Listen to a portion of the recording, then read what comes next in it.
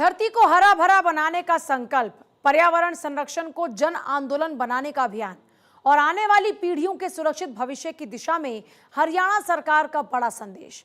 सावन के पावन महीने की शुरुआत पर करनाल में आयोजित 77वें राज्य स्तरीय वन महोत्सव में सीएम नायब सैनी ने प्रकृति संरक्षण को सबसे बड़ा सामाजिक दायित्व बताते हुए हर नागरिक से कम एक पौधा लगाने और उसकी जिम्मेदारी निभाने का आह्वान किया। इस दौरान सीएम ने हरियाणा में हरियाली बढ़ाने के लिए कई नई योजनाओं और घोषणाओं का भी ऐलान किया। सावन माह की शुरुआत में प्रकृति के संरक्षण का संदेश। करनाल के आयुर्विज्ञान विश्वविद्यालय परिसर में आयोजित 77वें राज्य स्तरीय वन महोत्सव में मुख्यमंत्री नायब सिंह सैनी ने बतौर मुख्य अतिथि शिरकत किया। कार्यक्रम में सीएम ने पौधारोपण कर पर्यावरण संरक्षण का संदेश दिया और कहा कि आज का दिन केवल वन महोत्सव का नहीं बल्कि प्रकृति के प्रति अपने दायित्व को निभाने का संकल्प लेने का अवसर है। वृक्ष लगाना हमारे लिए ये भगवान शिव को अर्पित की जाने वाली सबसे सुंदर साथियों हरी तिमा है।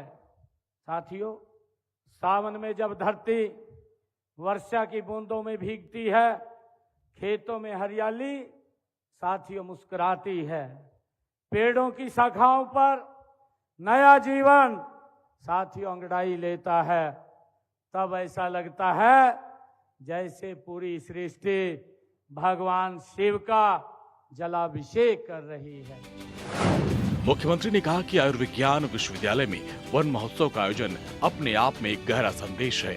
जहां चिकित्सा विज्ञान मनुष्य के स्वास्थ्य की रक्षा करता है, वहीं वृक्ष पूरी पृथ्वी के स्वास्थ्य की रक्षा करते हैं। उन्होंने माता अमृता देवी बिश्नोई और उनके साथियों के बलिदान का स्मरण करते हुए कहा, वृक्षों की रक्षा के लिए दिया गया उनका सर्वोच्च बलिदान आज भी समाज को प्रेरणा देता है।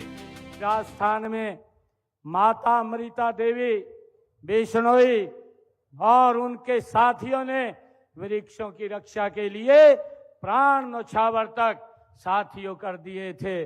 उनका संदेश था, माता अमृता देवी बिश्नोई ने कहा था, सिर साठे रुख रहे तो भी सस्तो जान। साथियों, अमृता देवी जी ने कहा था, उन्होंने कहा था कि यानी सिर कट जाए लेकिन वृक्ष बच जाए, यह सौदा भी सस्ता है। मुख्यमंत्री ने कहा कि आज पूरी दुनिया जलवायु परिवर्तन की चुनौती से जूझ रही है। ऐसे वक्त में केवल सरकारी नीतियां ही पर्याप्त नहीं बल्कि समाज के हर वर्ग को अपनी भागीदारी निभानी चाहिए। उन्होंने प्रधानमंत्री नरेंद्र मोदी के एक पेड़ मां के नाम अभियान का उल्लेख करते हुए कहा कि हरियाणा सरकार इसे जन आंदोलन का रूप देने का प्रयास कर रही है। पंचायतों और सार्वजनिक भूमि पर बड़े स्तर पर पौधारोपण किया जा रहा है ताकि आने वाली पीढ़ियों को स्वच्छ और हरित वातावरण मिल सके। साथियों, माँ हमें जन्म देती है, हम सब जानते हैं, और वृक्ष हमें जीवन देता है। साथियों, माँ की ममता और वृक्ष की छाया में एक अद्भुत समानता है। दोनों बिना कुछ मांगे अपना सब कुछ हमें देते हैं। साथियों, जब कोई बेटा या बेटी अपनी माँ के नाम पौधा लगा करके वर्षों तक उसकी देखभाल करता है, तब वह पौधा स्मृति नहीं साथियों हमारे लिए संस्कार बन जाता है।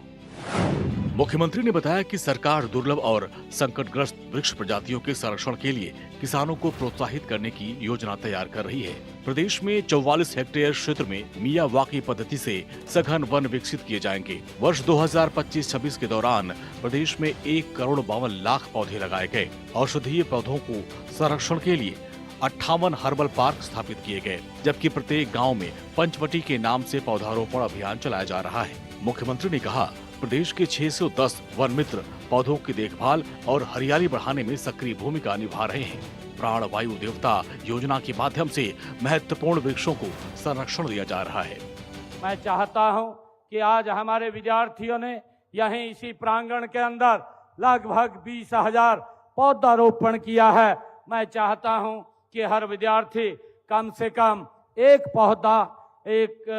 पौधा जरूर गोद ले, उस पौधे का नाम रखे और उसके साथ साथियों तस्वीर ले और उसे बढ़ने का रिकॉर्ड बनाए। अपने जन्मदिन पर उसकी विशेष वो परवरिश करे।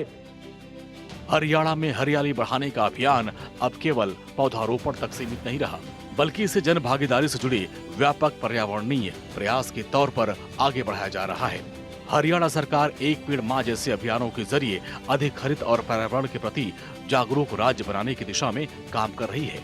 अब देखना ये होगा कि इन पहलों में जनता की भागीदारी कितनी बढ़ती है, क्योंकि हर लगाया गया पौधा हरियाणा के बेहतर और हरित भविष्य की नई उम्मीद बन सकता है। भारत 24 के लिए चंडीगढ़ से डॉक्टर थानेश्वर शर्मा की रिपोर्ट।